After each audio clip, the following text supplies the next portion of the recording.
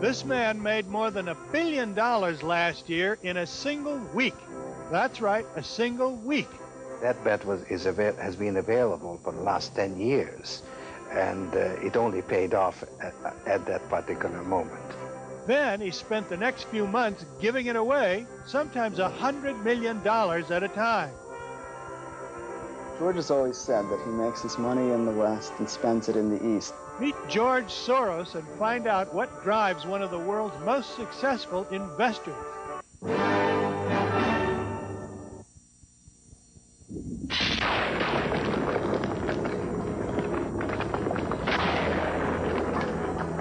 This program is made possible by a grant from MetLife, with over 120 years' experience in financial management. Well, it sounds certainly sounds something that one needs to look into. George Soros is a man of many paradoxes. He's a world-class speculator who sounds and writes like an Oxford philosophy professor. He certainly doesn't sound like a Wall Street fund manager. Last year, he gave away more than $100 million in Russia, yet he thinks it may be too late to stop Russia from sliding into chaos. He's an expert in Soviet minorities. I spoke with George Soros last fall after his great currency coup when he made $1 billion almost overnight. But the more I heard about his recent philanthropy, the more I wanted to talk to him again. I wanted to find out what kind of man would stake more than his entire fortune against the Bank of England and then give away so much of the winnings. They call it Black Wednesday, the day that currency speculators broke the Bank of England. The bank and British taxpayers lost £6 billion. The bank got caught in a financial tug-of-war. Britain was in a deep recession and needed to lower interest rates to turn the economy around, but British interest rates and exchange rates were locked into the high rates of Germany and the European community. Something had to give. Soros acted. He borrowed pounds, converted them to other currencies, and waited. When the pound finally did fall, Soros paid back his loans, but because pounds were cheaper, it cost him less to repay his debts, and he pocketed the difference. Stan Druckenmiller manages Soros's Quantum Fund. I asked him about the events last September. It was inevitable. It was a conclusion that could not be avoided under any intellectual thought process. And I must say, as the person actually managing the fund, that would have led me maybe to do $2 or $3 or $4 billion. And that was where the combination of experience, courage, whatever you've heard about this man, came into play, because it was he who pushed very, very hard on me to take the position to where we took it, and actually wanted to take it further, but we didn't. We ran out of time. Yes. Soros leveraged his portfolio and ended up betting more than the entire value of the funds he managed. But basically, you took the whole Quantum Fund and bet 1.5 times that. That's really called betting the ranch. Well, no, actually, in terms of the risks we take, it wasn't. It wasn't even a full exposure, because the risk of loss was maybe 2.5%. So if 1.5 times 2.5% would be, let's say, 4% loss, it wouldn't have killed us. So that really was a fabulous one-way bet. That was. It was a safe bet, but it's a question whether it was worth making it. That bet has been available for the last 10 years, and it only paid off at that particular moment. So this is where this equilibrium reached a climax. It's really a once in a decade, and that's when he is really, that's when he is George Soros. That's when he just says, you can't have enough of this. And if there's one thing I've learned from him, is that when you're right and you know something, you really feel it, you can't have enough. And the biggest mistake, if I had to sum up his investment philosophy in one sentence, it's that it's not whether you're right or wrong, you just have to have the max on when you're right, and that's his unique innate ability. What kind of man would go eyeball to eyeball with the Bank of England and bet his fortune that the pillar of financial establishment would blink? a man with an unconventional view of the world, to be sure. George Soros' worldview was formed as a teenager during the Second World War, when all the usual rules of normal life were suddenly fractured. It really started in 1944 when Hungary was occupied by the Germans. And me being Jewish, I was in danger of life. His father, a prominent Budapest attorney who had lived through the Russian Revolution, understood the art of survival.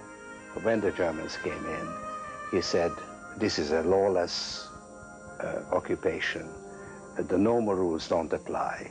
You have to forget how you behave in a normal society. This is an abnormal situation. And he arranged for all of us to have false papers. Everybody had a different arrangement. I was adopted by an official of the Minister of Agriculture, whose job was to take over Jewish properties. So I actually went with him, and we took possession of these large estates. That was my identity. So it's a strange, very strange life for it. I was 14 years old at the time. George, you've written, the Second World War gave me a lesson I've never forgotten. What was the lesson? The main lesson that I learned during the war is to expect the unexpected. I mean, the situations that you get into are so out of context with what you have grown up with that you have to examine the framework in which you think. And then you realize that we all work with preconceived ideas. And those ideas don't necessarily correspond to reality. So there is this gap between perception and reality. And that's the gap that I have really kind of explored and also exploited. After the war, Soros left Hungary and went to England to the London School of Economics. There he discovered the works of philosopher Karl Popper.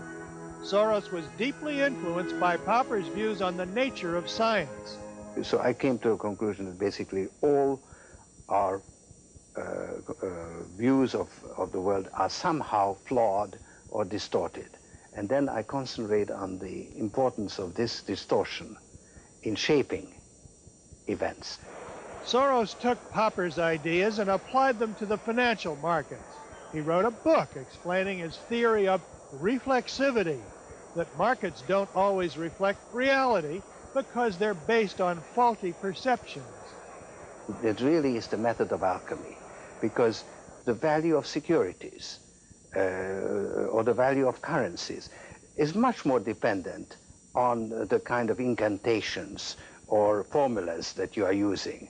And so you really are dealing with a process of alchemy rather than a process of science. If investment is a process of alchemy, Soros has found a formula that does bubble up gold.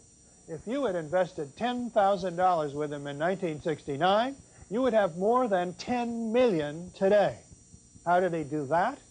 By looking for places where he thinks perception and reality are out of whack.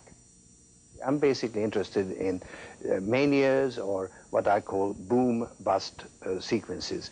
That is to say, processes which are initially self-reinforcing but unsustainable and therefore eventually have to be reversed. Give me an example. Does a little bell go off in your head when you read the morning paper? How does it work? Well, it doesn't happen every day, first of all, because these processes occur infrequently, and there are long periods in between when it's sort of, from my point of view, is noise. And that's, sort of just a normal kind of situation. You take, for instance, what I called Reagan's imperial circle, when Reagan embarked in the early 1980s on an aggressive program of rearmament and was unwilling to pay for it, and so it was deficit financing, and you had a self-reinforcing process of a strong dollar, a strong economy, a strong stock market, which was, however, unsustainable and had eventually to be reversed. So it was a boom-bust kind of sequence. And I think that I understood it reasonably well. And the same thing would work on the downside in a depression. Is there a Great Depression anywhere in the world today that has to be reversed? I think that we are in a Great Depression now in the world. I think that we are in conditions very similar to what prevailed in the 1930s. Why I think that, for instance, for the first time since the Second World War, let's say, prices are actually falling in a country like Japan, for instance. That is something that hasn't happened since the 1930s. From this small trading room in New York, Soros trades currency, stocks, and bonds around the world. But looking for the unexpected on a global scale is not an easy job. Soros made one of his biggest mistakes in his own backyard. You wrote that you saw the crash coming in the late 80s, in 87, and yet you got caught like everyone else. How do you explain that?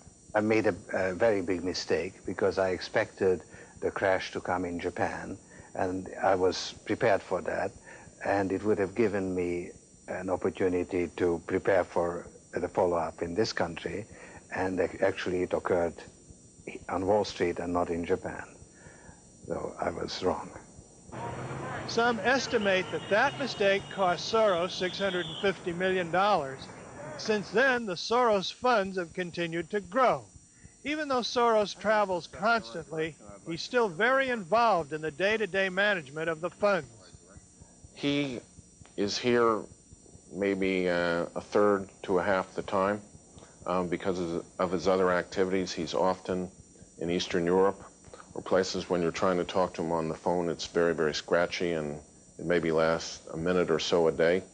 The way I look at it is having the greatest financial advisor in history to help create and bounce off ideas on an ongoing basis.